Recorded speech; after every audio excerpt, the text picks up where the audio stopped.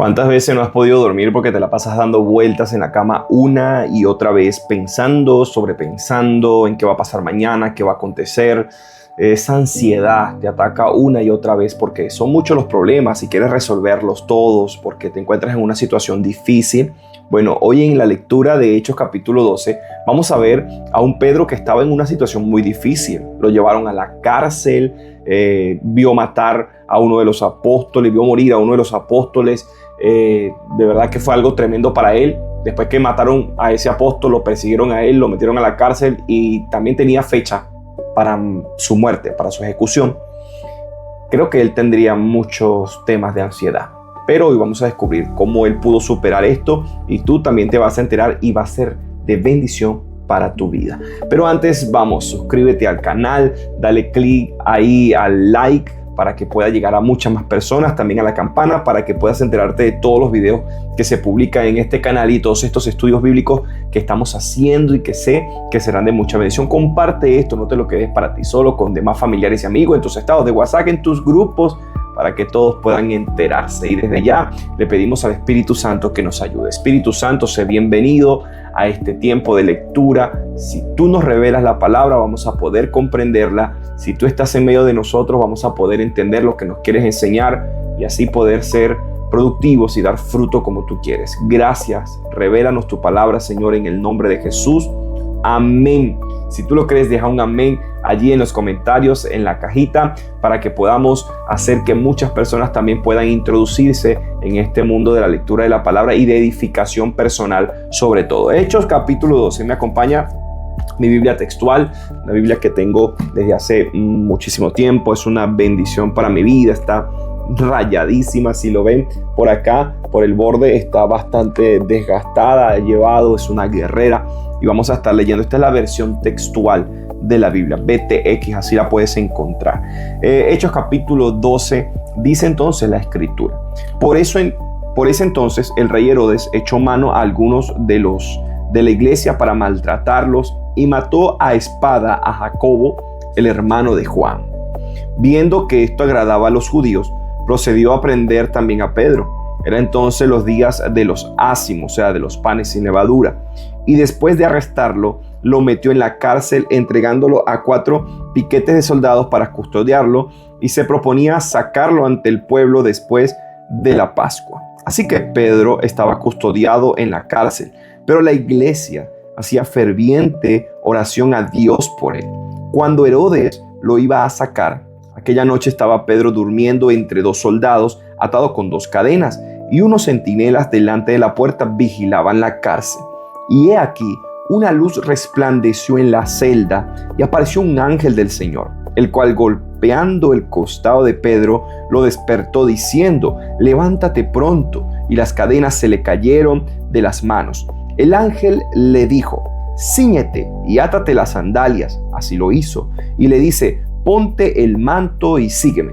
Y saliendo lo seguía, pero no entendía lo que estaba sucediendo por medio del ángel.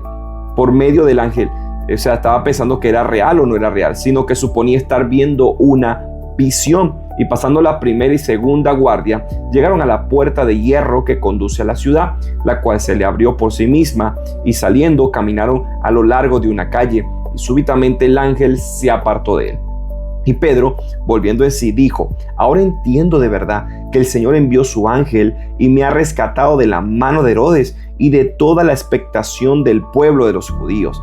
Y reflexionando en esto, fue a la casa de Miriam, la madre de Juan, el que se llamaba Marcos, donde muchos estaban reunidos orando. Cuando llamó a la puerta del pórtico, salió a atender una criada de nombre Rode, y reconociendo la voz de Pedro, por causa del gozo, no abrió el pórtico, sino que corrió adentro a informar que Pedro estaba delante del pórtico. Ellos le dijeron: estás loca. Pero ella insistía en que era así. Entonces ellos decían: es un ángel. Pero Pedro continuaba llamando, y cuando abrieron, lo vieron y se asombraron. Y haciéndoles con la mano señal de que callaran, relató cómo el Señor lo había sacado de la cárcel y dijo: informad de esto a Jacobo y a los hermanos. Y saliendo se fue a otro lugar. Cuando fue de día hubo un alboroto no pequeño entre los soldados, pues preguntaban: ¿qué se hizo Pedro? Y Herodes, al buscarlo y no hallarlo, luego de procesar a los guardias, ordenó que fueran ejecutados, y bajando de Judea a Cesarea, se quedó allí. Vamos a continuar con la lectura, pero esta parte quiero que podamos comprender varias cosas importantes. El rey Herodes era un rey muy narcisista, era de los que le gustaba que le dieran pleitesía, de los que quería complacer al pueblo para ganarse su favor, para que dijeran qué buen rey, cómo lo está haciendo. Y bueno, lo primero que hace es matar a Jacobo. Cuando él mata a Jacobo y ve que todos los judíos de la región están alegres con esta situación, entonces él dijo: bueno, este es el camino. Con esto ganó popularidad políticamente, y ahora voy a buscar a los otros cristianos. Y entre ellos estaba Pedro, que era muy reconocido, era un líder reconocido entre todos allí. Y entonces lo buscó, lo metió preso. No lo mató en ese instante, pero ya tenía una fecha. Él dijo: vas a morir después de la Pascua por causa de las fiestas, no vamos a hacer ningún asesinato. Pedro estaba en la cárcel.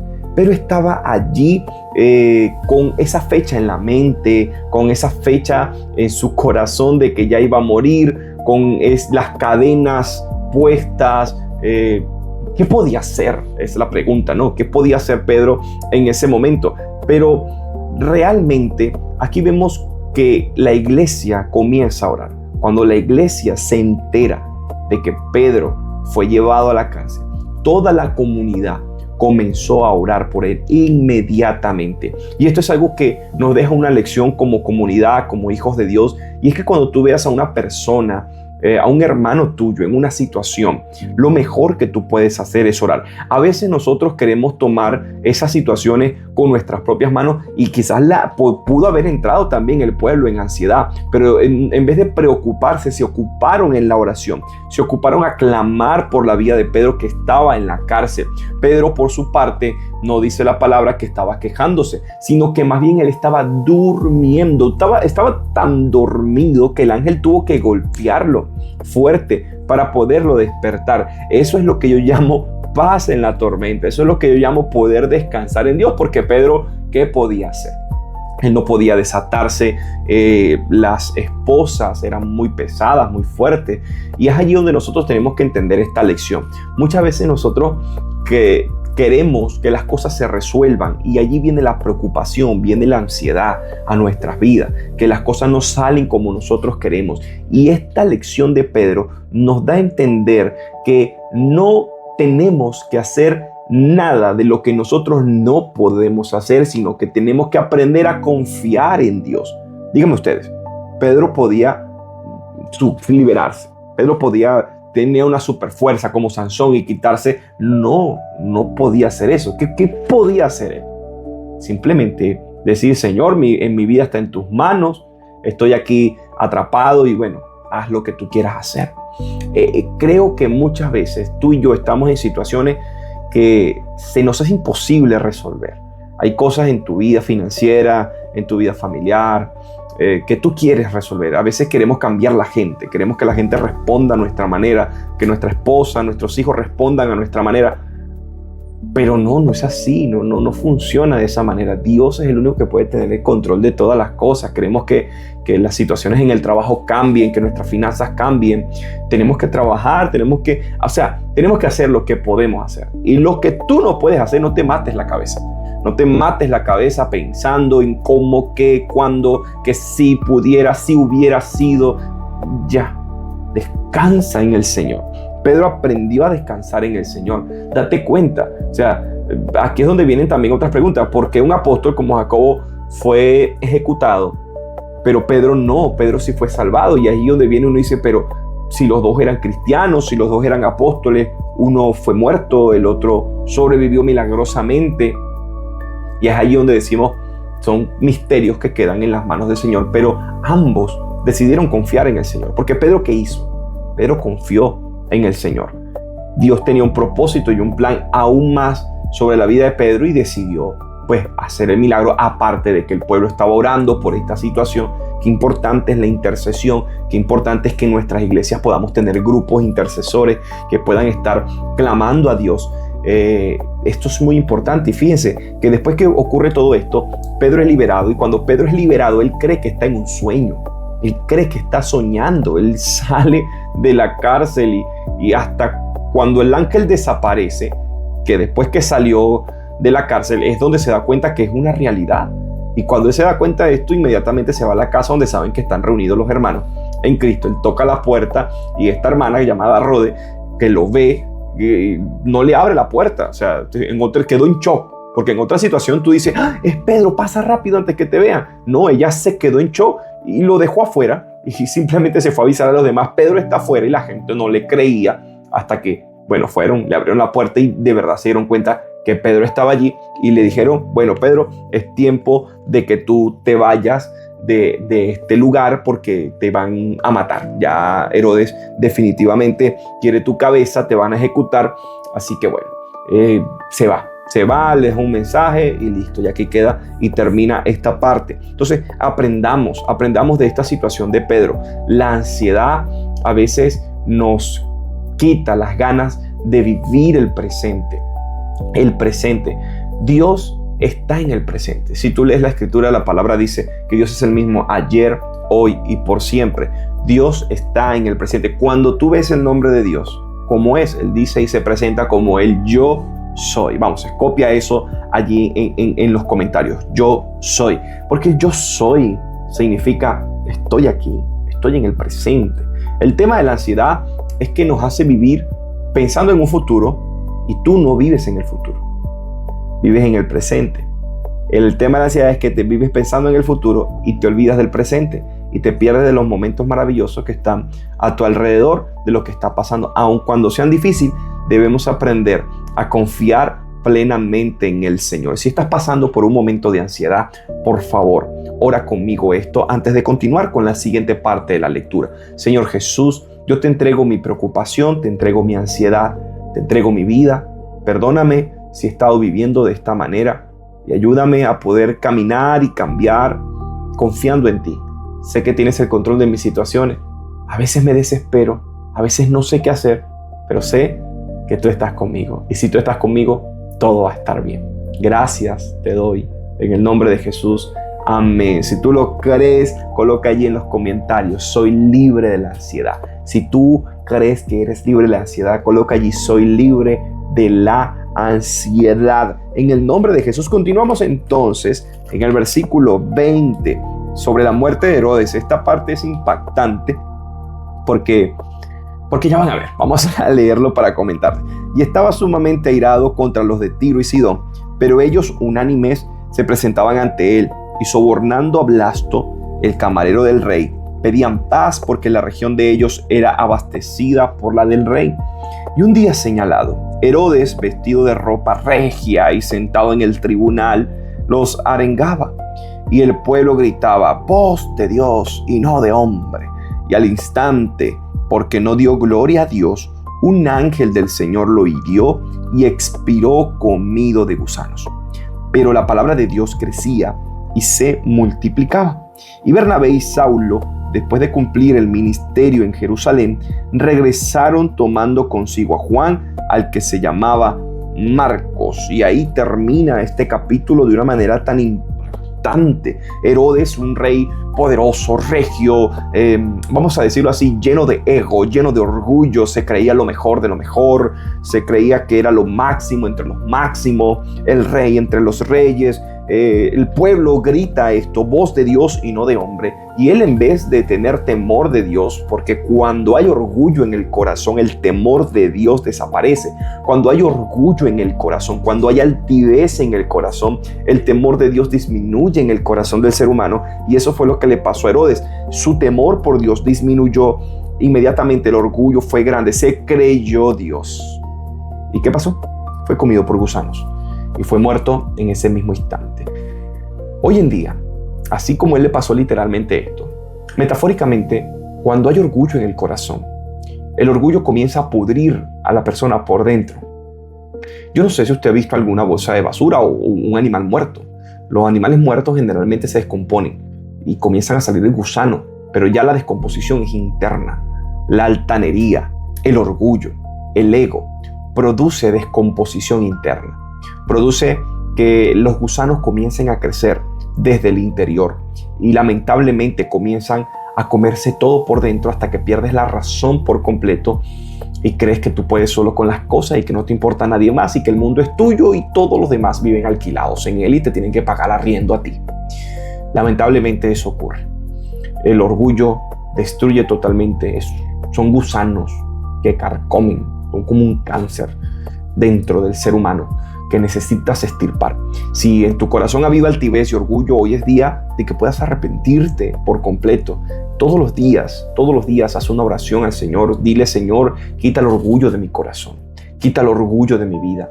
Dice 1 de Pedro capítulo 5, humillaos pues bajo la poderosa mano del Señor y Él os exaltará cuando fuere tiempo. Así que es bueno pedirle a Dios que nos ayude, que nos permita disfrutar de su presencia, que nos permita no caer en el orgullo, en esa trampa mortal, y que podamos orar todos los días eso. Hazlo con sinceridad, hazlo con honestidad, todos los días. Mira, no hay un día en donde te puedas librar del orgullo. No hay un día, todos los días el orgullo se va a presentar a tu corazón y a tu vida. Y debes decir: Señor, líbrame del orgullo que está en mi vida, en el nombre de Jesús. Si tú crees eso, coloca allí en el chat, coloca como una oración: Señor, líbrame del orgullo.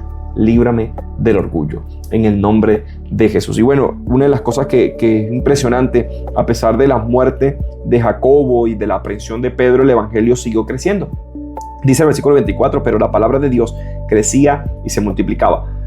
O sea, el enemigo intentó acabar con los cristianos en esa época y detener el movimiento, pero más bien eso fue como leña, encendió más el fuego, encendió más la pasión por aquellas personas, hizo que el evangelio pudiera correr por toda la tierra en ese momento y ser expandido hasta que, bueno, llegó a nosotros para que podamos conocerlo también. Sé fiel a Dios. Las circunstancias difíciles que te pasan son circunstancias que te van a ayudar a crecer. Dice Romanos 8:28, a los que aman a Dios, todas las cosas les ayudan a bien. Y cuando dice la palabra todas, son todas. Todas las cosas te van a ayudar para bien. No sé cómo, no sé cuándo, no sé cuál es la forma en cómo Dios lo va a usar, pero debes confiar que si tú amas a Dios, esa circunstancia difícil se va a transformar en algo bueno. En estos días, hace un tiempo, escuché algo, me pareció muy lindo, y es que nosotros podemos pasar situaciones difíciles y duras, pero todo lo bueno crece con dolor como fundamento. O sea, primero viene el dolor y después viene eso bueno. Por ejemplo, una mujer que va a dar a luz tiene dolor, inclusive hasta después tiene dolor todavía, pero tiene a su hijo que está allí. Una semilla, para poder crecer, tiene que romperse, hay dolor y después crece. El músculo, cuando vas al gimnasio, antes de crecer tiene dolor, tienes que hacer una y otra repetición y al día siguiente vas a amanecer con el cuerpo adolorido, pero ese dolor significa que está creciendo el músculo. Donde hay dolor hay crecimiento, donde hay dolor hay luz.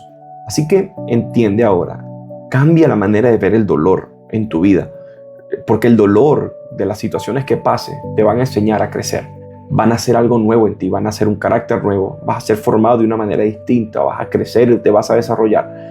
Y eso es lo que el Señor nos quiere enseñar el día de hoy. Espero que la palabra de Dios te haya bendecido de una manera extraordinaria y maravillosa. Si ha sido así para ti, por favor, déjame saberlo en los comentarios. Puedes compartir una vez más este video, darle clic a la campana para que te enteres de todo y por favor suscríbete. No te cuesta nada a ti y nos ayuda muchísimo a nosotros en este canal para poder llegar a muchísimas más personas. Mañana continuaremos con la lectura de la palabra de Dios y por hoy deseo que la paz de Dios, que sobrepasa todo entendimiento, guarde tu corazón y tu vida en Cristo Jesús y que el Espíritu Santo te guíe en cada decisión que tengas que tomar. Que tengas un día maravilloso.